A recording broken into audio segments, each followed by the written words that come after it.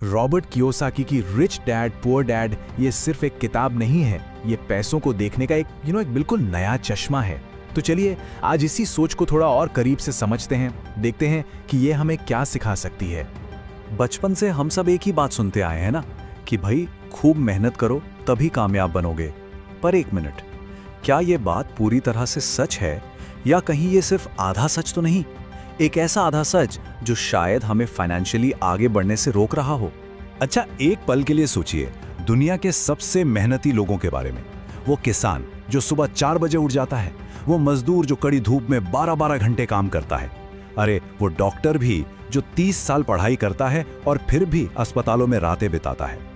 मेहनत में तो कोई कमी नहीं है, पर सवाल यह है कि फिर भी इनमें से ज्यादातर लोग अमीर क्यों नहीं बन पाते। रॉबर्ट इसी पहेली को सुलझाने के लिए चलिए इस किताब की जड़ में चलते हैं।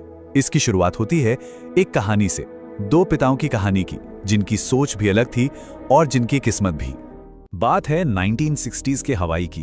एक तरफ थे रॉबर्ट के अपने डैड, हाईली एजुकेटेड, पीएचडी, सरकारी नौकरी में, और दूसरी तरफ थे उनके दोस्त के डैड जो सिर्फ 8वीं पास थे। अब देखिए होता क्या है, कई साल बाद जब दोनों रिटायर हुए तो पढ़े लिखे डैड के पास क्या था? थोड़ी पेंशन और बहुत सारा कर्ज। और वो 8वीं पास डैड, वो हवाई के सबसे अमीर लोगों में से एक बन चुके थे।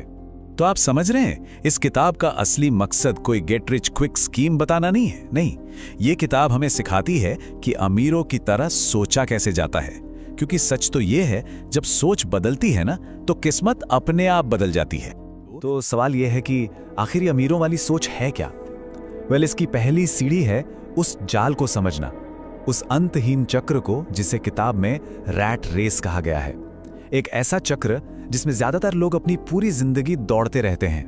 देखिए, ज्यादातर लोगों की कहानी कुछ ऐसी ही होती है। पहले स्कूल जाओ, फिर एक अच्छी सी नौकरी ढूंढो, सैलरी आती है और फिर खर्चे, ईएमआई, बिल्स और महीना खत्म।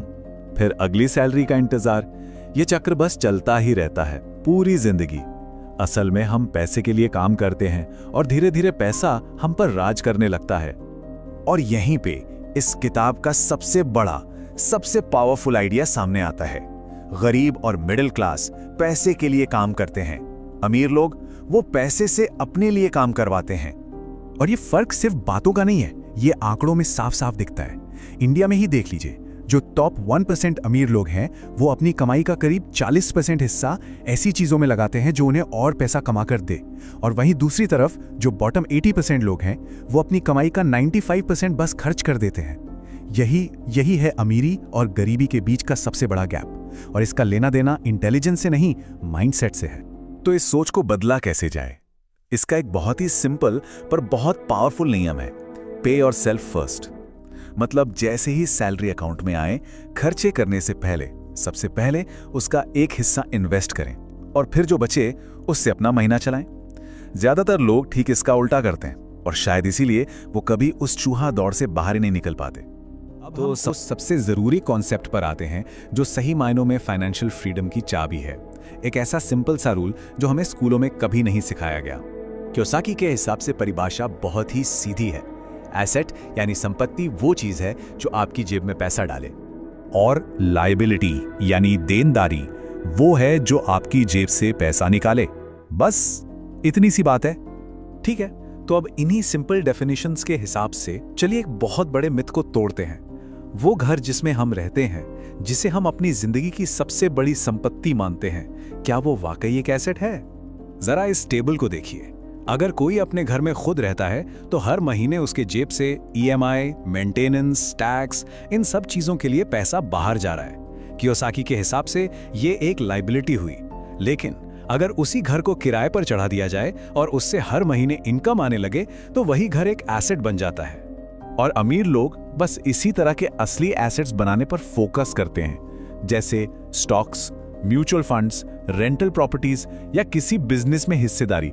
मतलब ऐसी चीजें जो बिना काम किए भी लगातार उनकी जेब में पैसा डालती रहें। ठीक है, तो अब तक नियम तो समझ आ गए, काफी सिंपल है। पर सवाल यह है कि अगर ये इतना ही आसान है तो ज्यादातर लोग ऐसा करते क्यों नहीं है? चलिए अब बात करते हैं उन असली रुकावटों की जो हमारे रास्ते में आती हैं। एक बहुत बड़ा फर्क तो हमारे टैक्स सिस्टम में ही छिपा है। देखिए, एक सैलरीड इंसान पहले पैसे कमाता है, फिर उस कमाई पर सरकार को टैक्स देता है और फिर जो बचता है उसे खर्च करता है। दूसरी तरफ एक बिजनेस ओनर, वो पहले कमाता है, फिर अपने बिजनेस पर खर्च करता है और जो प्रॉफिट आखिर में बचता है ना, टैक्स सिर्फ उसी पर देता है। अब ये कोई नाइंसाफी नहीं है। सिस्टम को ऐसा बनाया ही गया है ताकि बिजनेस और एम्प्लॉयमेंट को बढ़ावा मिले। फाइनेंशियली स्मार्ट होने का मतलब ही यही है कि इन नियमों को समझा जाए और कानूनी तौर पर इनका फायदा उठाया जाए। लेकिन सबसे बड़ी रुकावट टैक्स नहीं है, सबसे बड़ी रुकावट है हमारा अपना डर। जरा ये आंकड़ा देखिए, इंडिया में सिर्फ 3.5% लोगों ने कभी म्यूचुअल फंड में इन्वेस्ट किया है।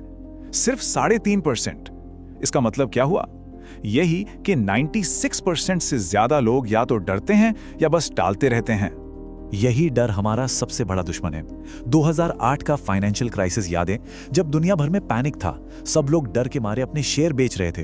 तब वॉरेन बफे क्या कर रहे थे? वो खरीद रहे थे। क्यों? क्योंकि जहां बाकियों को बर्बादी दिख रही थी, उन्हें अपने फाइनेंशियल नॉलेज की वजह से एक लाइफ टाइम अपॉर्चुनिटी दिख रही थी। और इस डर का सिर्फ एक ही इलाज है, फाइनेंशियल एजुकेशन। जरूरी नहीं कि लाखों से शुरुआत हो, छोटी रकम से शुरू करें, गलतियों से सीखें और धीरे धीरे अपनी समझ को बढ़ाएं। याद रखिए, कभी शुरू ही ना करना गिरकर उठने से कहीं ज्यादा खतरनाक है। तो कुल मिलाकर इस रिच डैड माइंडसेट का सार क्या है? पहली बात, पैसे के लिए काम मत करो, पैसे से अपने लिए काम करवाओ। दूसरी, लायबिलिटीज नहीं, एसेट्स बनाने पर ध्यान दो। तीसरी, अपनी नौकरी के साथ साथ भी अपना एसेट कॉलम बनाना शुरू करो। चौथी, टैक्स सिस्टम को समझो और उसका फायदा उठाओ।